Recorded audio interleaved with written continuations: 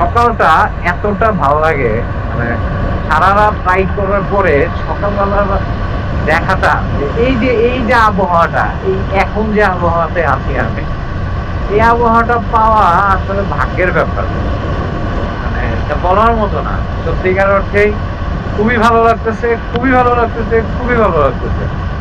আমাদের বাইকারদের একটা জিনিস কি জানেন, আমরা হচ্ছে প্রকৃতিকে ভালোবাসার কথা বলি না, এটা হচ্ছে উসিলা।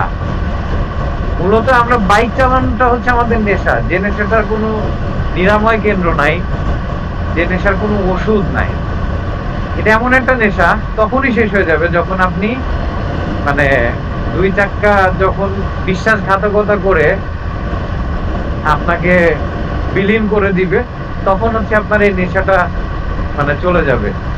এমন অনেকে দেখেছি পায়ে দুই পাশে রিং নিয়েও তারা মানে বাইক রাইড করছে দিব্যি। এটা কিন্তু অনেক বড় নেশা, এই নেশা কখনো ছাড়া যাবে না। তো এই নেশার ভিতরে থাকতে হলে আপনাকে অবশ্যই 100% প্রপার সেফটি ইউজ করতে হবে এবং 100% মেন্টালিটি স্যাটিসফ্যাকশন রাখতে হবে যে আমি এই রাস্তা দিয়ে যাব এবং এই রাস্তা দিয়ে বাসায় যাব সুস্থভাবে।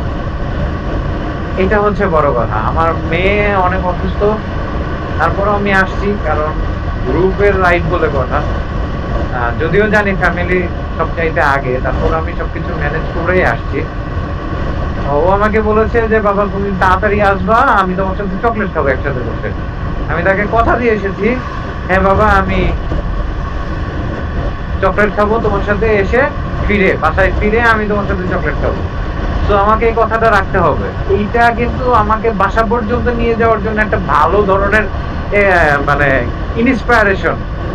এই জিনিসটা সবসময় মাথার ভিতর রাখবেন আপনারা। আদারওয়াইজ মানে মানে ধাপ ধুপ ধুমধাম বাইক চালাইলে যে আসলে সবকিছু সম্ভব হবে এটা আসলে না। যাই হোক, মানে সকালটা একটু ফিল করি, সকালটা আসলে ফিলের একটা ব্যাপার আছে। কারণ এরকম সকাল পাওয়া সো টাফ। এই যে এই সময়গুলোতে একটু ধৈর্য ধরে যাইতে হবে, কারণ ওনারও তারা আমাদেরও তারা।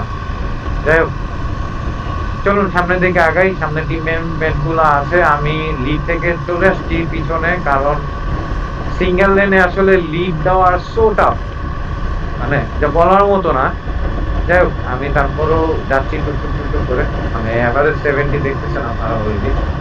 সকালবেলা রাস্তা ফ্রি, যার কারণে আর আবহাওয়াটা ওয়াসাম লাগতেছে।